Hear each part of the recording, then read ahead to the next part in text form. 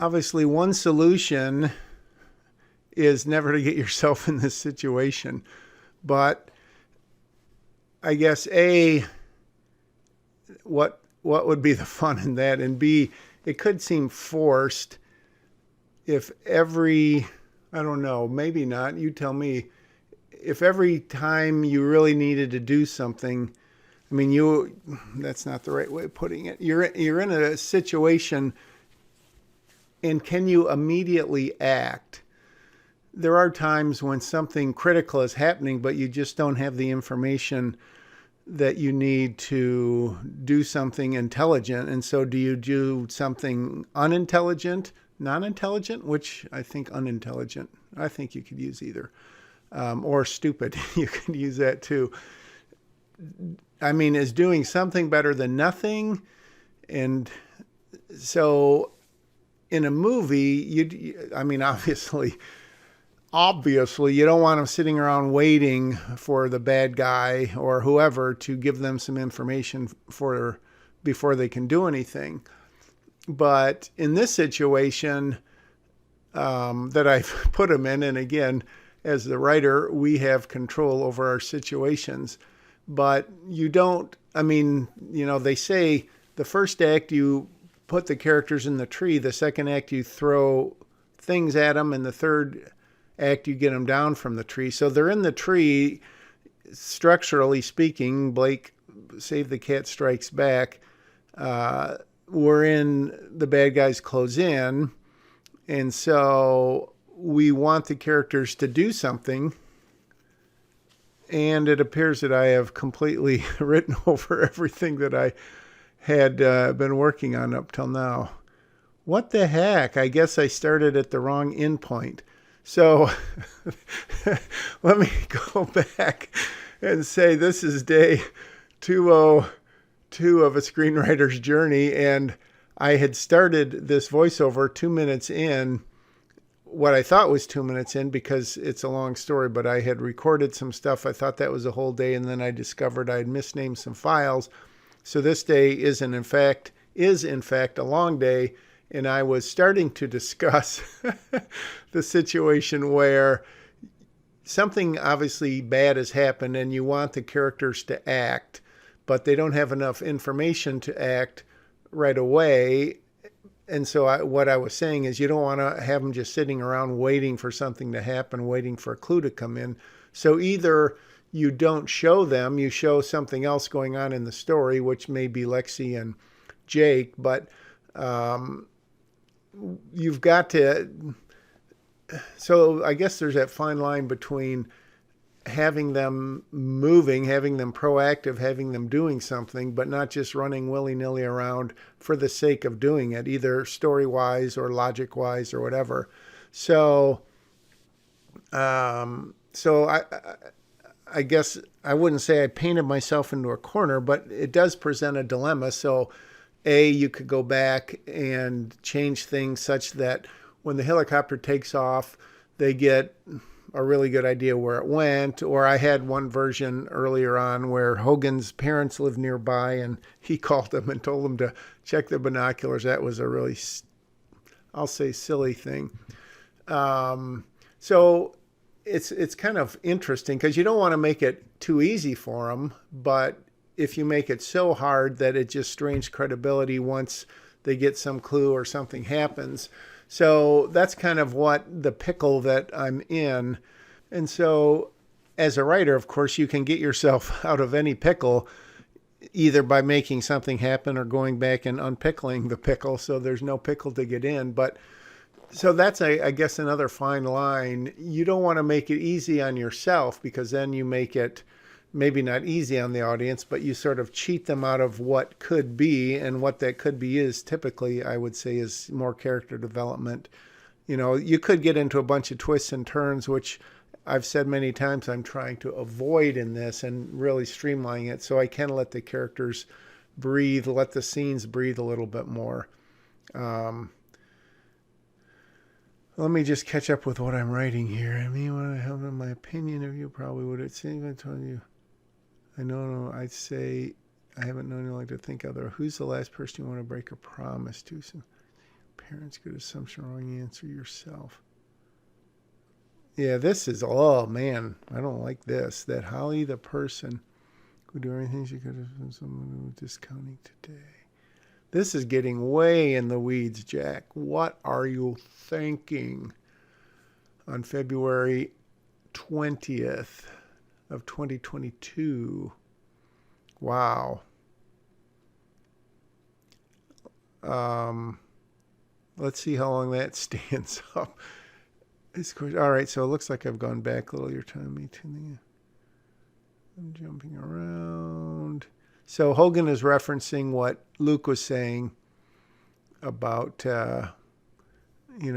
what's going on and why didn't you want to get anyone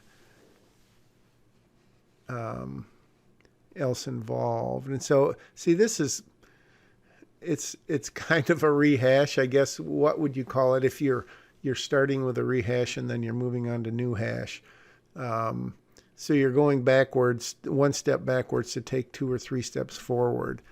But look how much dialogue this is. Look at how long that his line of dialogue is. I always spell cavalry. I always pronounce it wrong too. And then here's that Army Ranger bit. I don't know if that, is that forced? Is that stupid?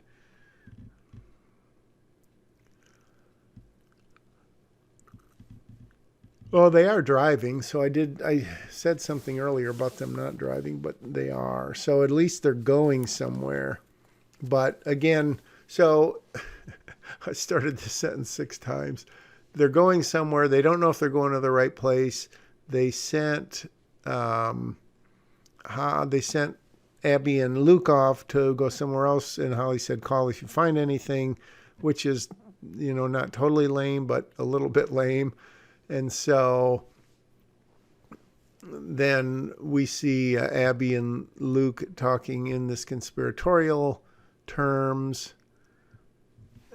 And Luke is sort of happy to hear that Abby is sort of maybe getting on his side or getting a little paranoid also. From day one, Paul.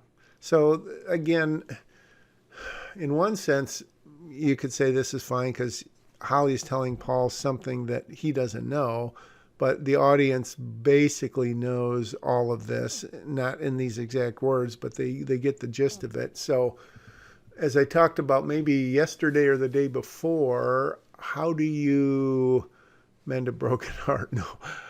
How do you get this across and make it apparent that she's told Hogan without having to, again, rehash it for the audience? And I guess you could say that's where you would use the thing that you come into the scene as late as possible. In other words, they've had this conversation, and then Hogan's first line makes it apparent that Holly's just filled him in on a bunch of this stuff. And you certainly could, but maybe is there a better way not to have to even do that trick and have them moving on and talking about something else? He asked himself. I think the bottom line is talk, too much talk.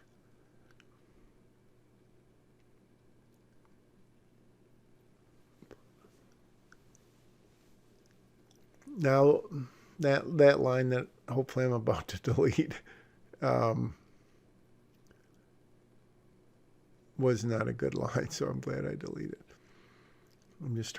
I'm really bouncing around here as I usually do, both in the script writing and in the voiceover. I seem to be a little bouncy. Going back for a minute to that point of, is it better for characters to run around like chickens with their head cut off, trying to do something? Or, I mean, unfortunately, sometimes the best thing you can do is nothing. And in a movie, you would typically say that is the death knell. That is not to be desired. I guess the exception to that would be if in doing nothing, they either A, stumble on some other clue, which certainly happens, or B, they get into some discussion that really reveals some character and maybe deepens a relationship or splits up a relationship or something like that. So you could certainly make the argument that they don't always have to be running, doing something. I'm just thinking of like this doesn't relate at all to this, but Romancing the Stone, the movie from probably the 80s with Michael Douglas and Catherine someone. What was her name? Very good movie, but they were always running, or they were literally like, they got in that mudslide and they slid down that thing. And Kathleen Turner, I think so. So yeah, there's ways around it where they're not really doing something that seemingly advances the plot, and yet in a good script, of course, it would pay off. And in this case, Abby and Luke are off doing their thing. Holly and Hogan are driving ostensibly to this airport where they hope they are going to be, or they're or maybe are they still going to the cabins to the park? I can't even remember. No, they've got to be going somewhere else because they wouldn't be driving by themselves, because that was a version where they all piled in the Jeep together, I think. All right, I'm apologize for my not knowing what's going on here. This is about to do whatever it's about to do. Take turns. Let me read. So I'm reworking this to try to make it work, and as I mentioned before, it's not unusual, and it's probably normal and probably good, healthy, to have to go through a scene 2 or 3 or 4 times and get the dialogue, just right, or at least better, or at least moving in the right direction. But when you find yourself going it over 6, 8, 10 times, and every time you're switching it so much so that either the scene ends differently or something, then it's usually a sign that, oops, Jack, you didn't plan this out enough. You should do more planning and less writing. I won't go into that debate again. Put me at odds.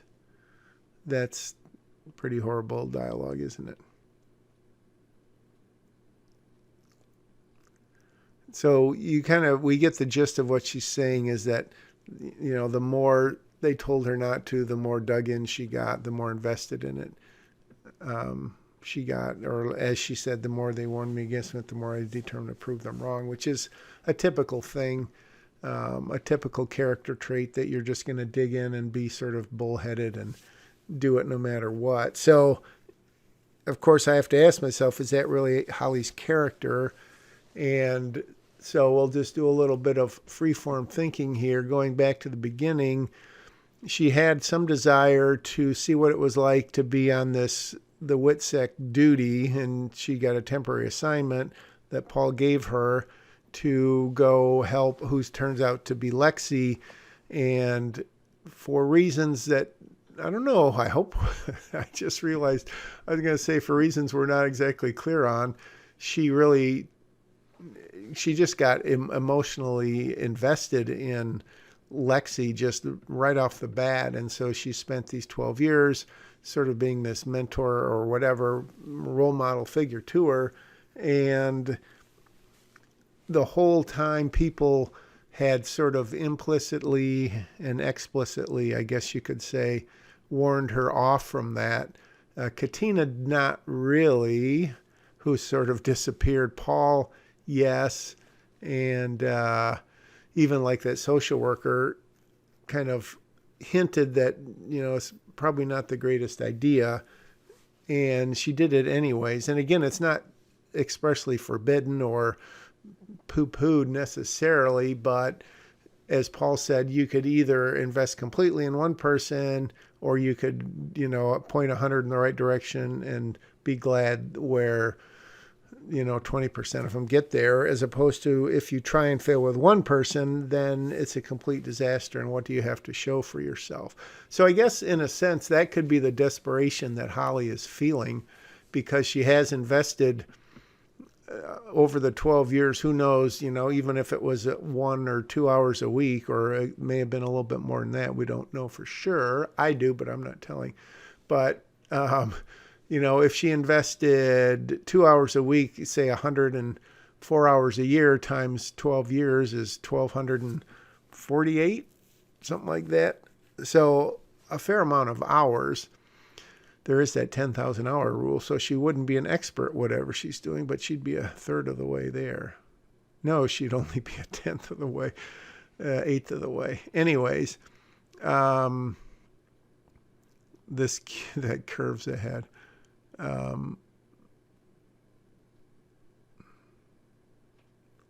So I lost my train of thought, what I was talking about. I guess, it's Holly's character arc, her journey. And so does she have enough motivation to be this person who's dug in and for whatever reason, didn't feel like she could really share with anyone? What's the reason for that? Maybe, of course, we could dig into that. Or maybe people would just sort of get it, that she is kind of the Lone Ranger and the tough gal who wants to prove herself. And yet what she's proving herself to be is emotionally attached to the idea. And is she just doing this out of a sense of duty, which that was a big component early on. And I hope I haven't totally lost that. I believe that it's true. You can make the argument that once you know a character well enough, or if you know a character well enough, you don't have to have on-the-nose dialogue to get what you want them to portray to the audience across, because it would hopefully just sort of subconsciously come out in your writing. That's an interesting thought, isn't it? I would say more as a novelist, that if you really get to know the character, then their dialogue just really flows out of you. And writing the novel, as I've said, it can be a lot more freeing because you're not constrained by a page count, and you can take little detours here and there. You can obviously have a lot more description and internalize your thoughts through the characters and that sort of thing. I just finished listening to, because I don't really have time to sit down and read, Billy Summers, which is a Stephen King novel, which it had some internalization. I was just thinking of recent books that I've read. So that is definitely something that is much harder in a screenplay, because, as we know, we don't have that luxury. Holy smoke. So we've jumped ahead. Okay, so they are...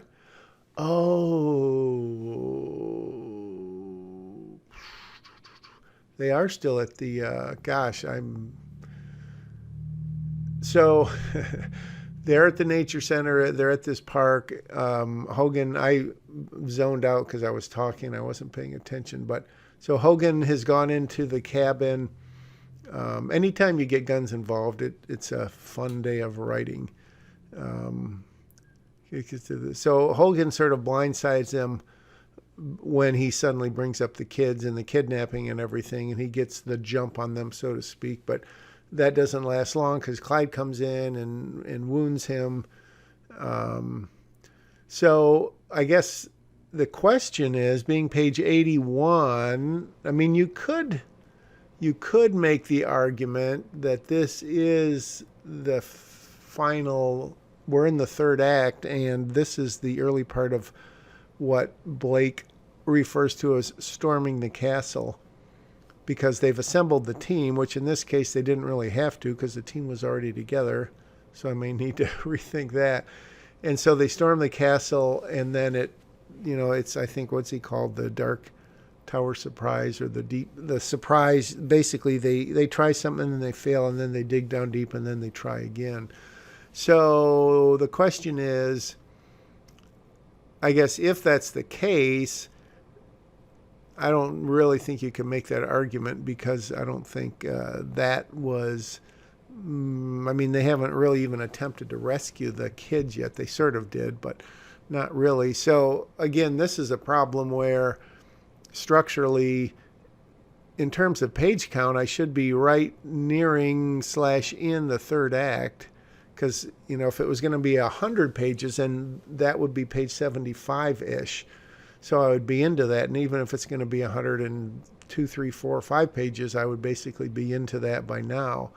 But to me, there is no real sense of that. So I guess if I identify that, then someone else who reads it may get a little, this is like because this is, bad guys close in, all is lost, Dark Night of the Soul, and we really haven't had that moment where Holly does think that all is lost, because it was too soon when the helicopter took off. That was, it was past the midpoint, but it was in Bad Guys Close In, so you couldn't really say that was all it lost.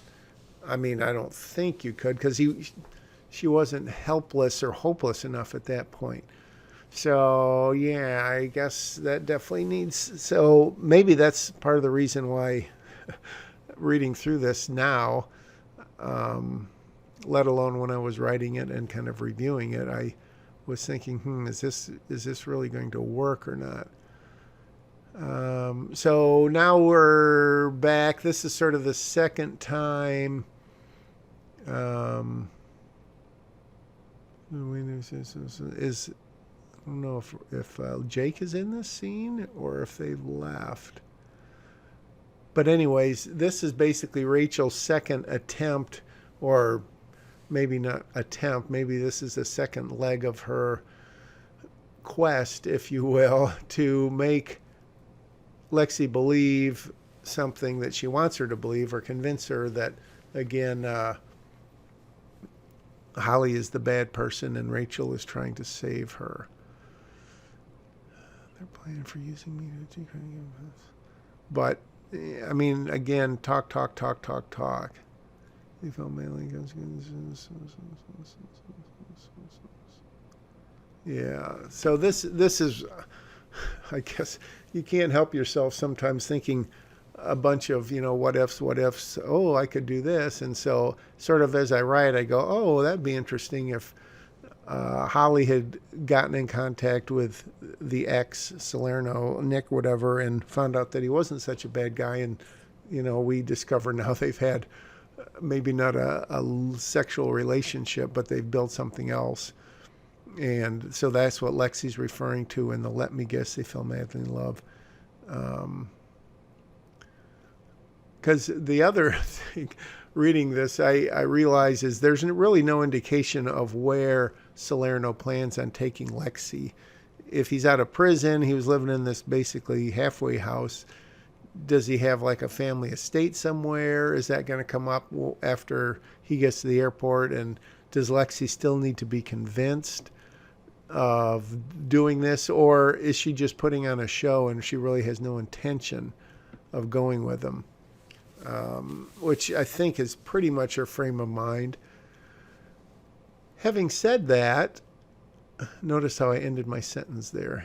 It would be super interesting to transcribe this and have Adobe Premiere is getting better and better at auto-transcribing things and making captions. I do that for work because we have to caption everything, all the videos we make, and it's pretty darn accurate. There's some punctuation that needs to be cleaned up and non-standard words that it doesn't know, but it is pretty amazing how well it does, and thus it would be interesting to see my words written out, and I would find out that it's one big long sentence for the most part.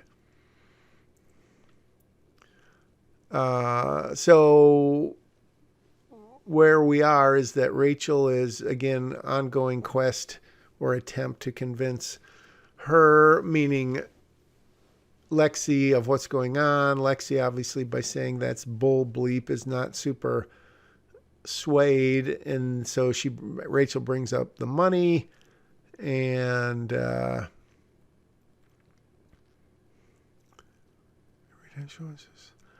so this is another one of those things where I like what is being said, but A, it's way too long, and B, it is too far into the script.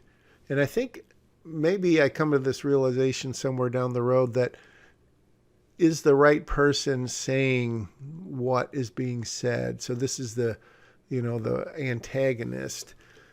And should she be saying this? Would it be more powerful if someone else said it in a slightly revised way that would reflect how they talk, how he or she talks?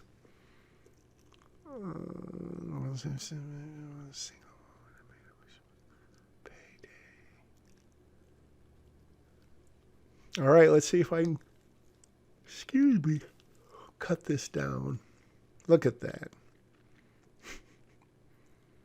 I think sometimes, and I'm not going to say it's scold myself for it, but I think it's just natural that the first time you write a scene, or the second or third even, you'll write way more than you know you're going to keep. And A, you're doing that to flesh out the character, flesh out what he or she is saying, and give yourself as much good stuff that you can pick and choose from when you go back and condense it. And you may find that instead of making a 8 or 10 line speech, you could have two characters talk back and forth. You could realize that what she really says, the essence of it, you can distill into, 2 sentences. In a visual world, which film is, you could have it done visually. I listened to a podcast today, Wordplay. I can't remember if that's what it's called. It's a good John August, I think, whose name I know from somewhere, but he was talking about when you're on set and the director takes off, instead of having a character say, a couple lines that you wrote, he or she, not to be sexist, but I'll just use he, the director has the actor or actress give a look or do some sort of business that says everything that line said. And John August, if that's his name, was saying that sometimes you can do that, sometimes you can't. But his point was that you shouldn't automatically expect that every word you wrote in your script is going to be spoken in the way that you envisioned it, unless you're the director. And even then, I know in my experience, you try to write a very tight script, and so if people don't say the right words, it's literally not going to make sense. But there certainly are occasions where an actor will come up with either a better way of saying it, or will give it some more insight by changing some words, or they say, well, let's try this. And if you're open-minded enough, and if you're confident in your story and your actors, that's probably better than being cocky to the point of, no, I wrote this the best way possible and you can't improve on it. That's not to say that improvised dialogue, I mean, it can work, obviously, depending on the script and the story, but not in my movies, so don't even try it.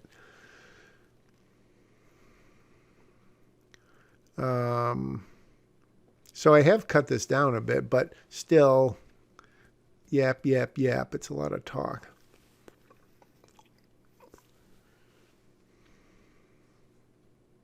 So Rachel says that line there, excuse me, and at least at this point, she's gotten Lexi to the point, instead of saying, oh, you're a lying sack of poo-poo, Lexi is asking why you didn't. But now I've deleted that line.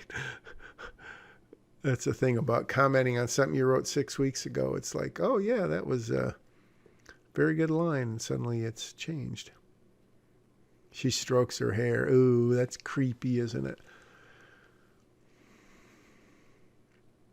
So, and needless to say, but I'm saying it anyways, everything Rachel says here is a lie / manipulative. And she is psychopathic narcissist or vice versa.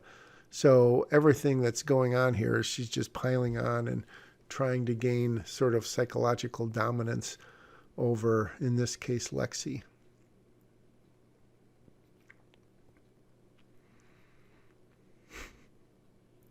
So the question is the audience going to believe that Rachel has done this and that Lexi would fall for it or really believe it? And is there any chance that, in fact, the audience even believes that, oh my gosh, we've been wrong about Rachel this whole time? She is the victim and not the perpetrator. So now I'm going back and doing a little tweakage.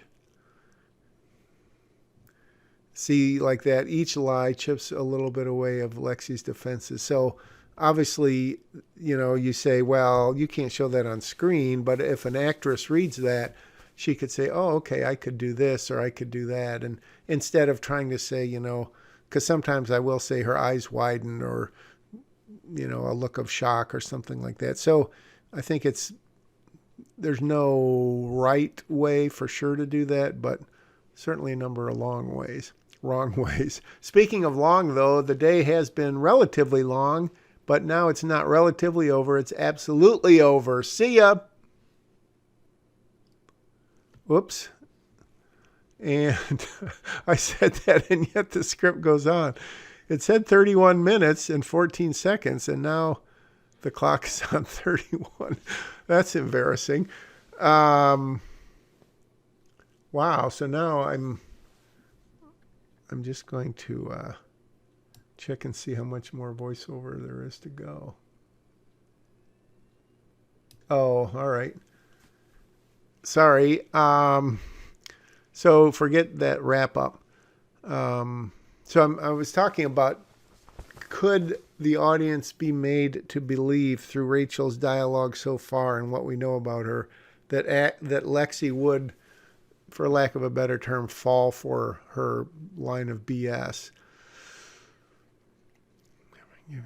So that's what I'm really trying to get to make sure, A, that Rachel, when she talks, she's always manipulating, always lying. Although having said that, I guess, well, thinking of some more recent stuff I've written, and is she really literally lying every time she talks? That would be hard, because that would be hard to do, literally. So you saw that Jake just got shot, and now I suddenly jumped somewhere else. Bang, he doubles over, collapses. Lexi screams. Brute strength to drag her. It's just no match. So I have definitely gone back and forth on, does Jake get shot? How bad does he get shot? I don't think I've ever seriously considered any of the kids dying.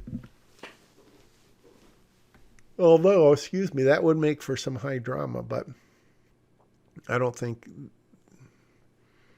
really think that's what about, going on. So I don't know if this is even virgin writing or stuff I'm just reworking, but so Jake has been shot. We don't know exactly how badly, and Holly and Hogan are coming. So this, I was talking about, is this the third act, or could it be? Certainly page 86 in a script that we know about how long it's going to be, it certainly could be, but does it really feel like it? I don't know.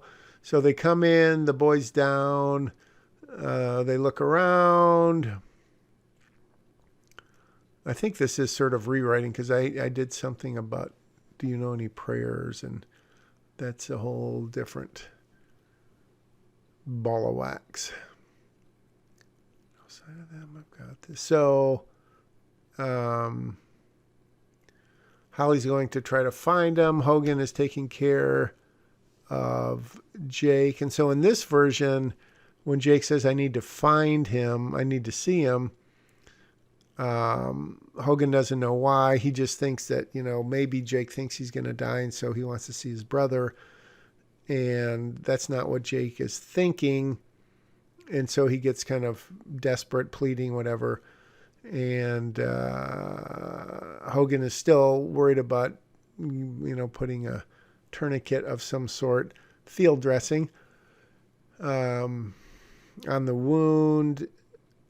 So again, this is one of those things that, it's super critical that he obviously save his life, and yet Jake wants something else to happen. And he said, hey, I need to talk to my brother.